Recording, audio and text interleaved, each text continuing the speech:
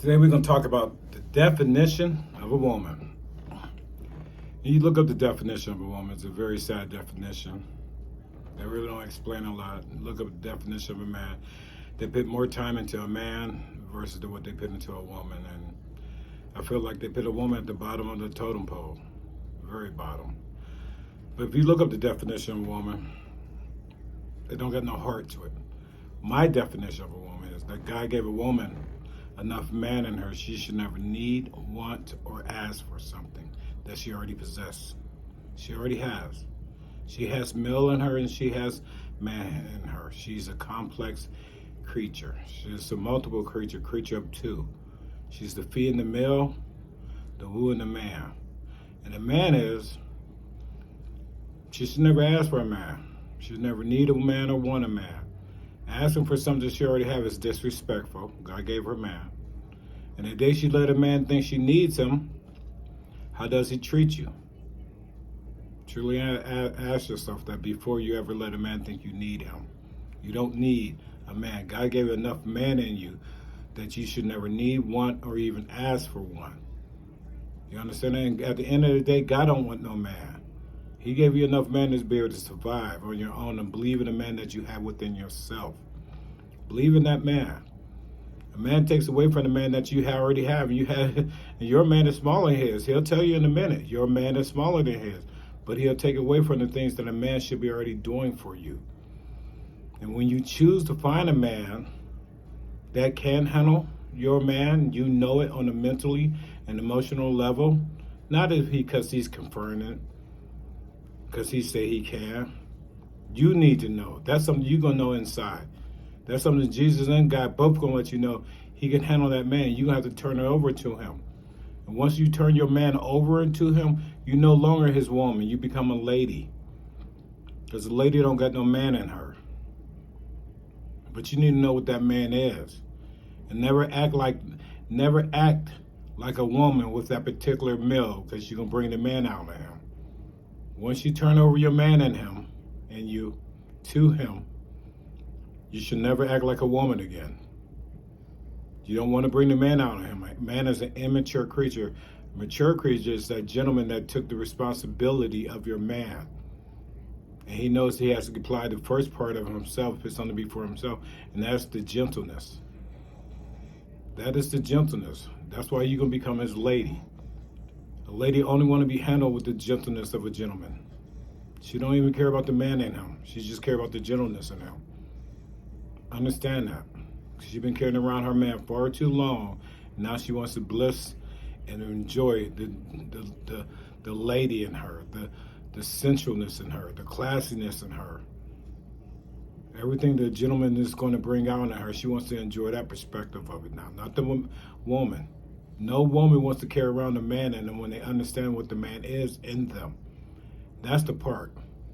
They have to take the time and realize, what is that man in me? Because every woman's man is going to be different than any other woman's.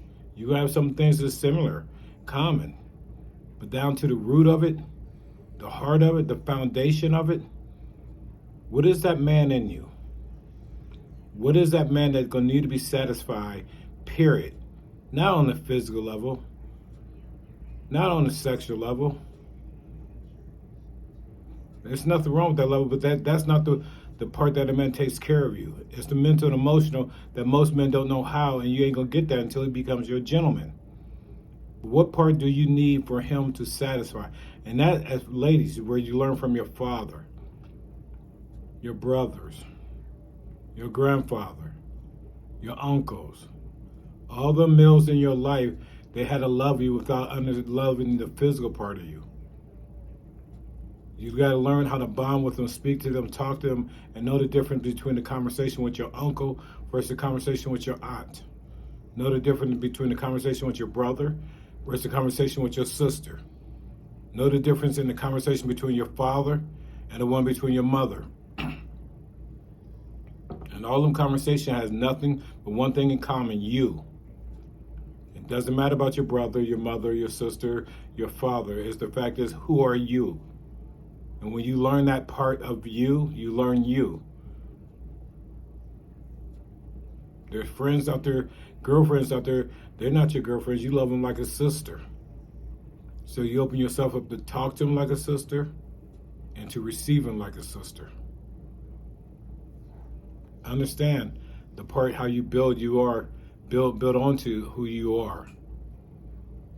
You're a very complex creature. A man is a very simple creature. We're physical. We think physical. That's all. We don't become complex or think complex until we become a creature of two, and that's a gentleman. But the definition of a woman, and that's the man in you. Everything I just said is the man in you. The things you can go through, the one man. But all that stuff is going to reside. It's going to stay inside your womb. That's the woo of you. And you're going to put out what you take in. You're going to put out what you take in. You're going to put out what you take in. Whatever that creativity happens inside your womb. The woo of a woman is the womb. The feet of a female is the fetus that's going to come from that womb. The flesh. So understand, you are a creature too. You're a very complex creature. You're nurture. You can grow a whole fetus inside your womb. You have godlike powers. Anything that can bleed for 7 days, carry a child for 9 months, and live through a birth, that is a goddess, a distance of God. The same name, distance of God. A goddess received the rib of God.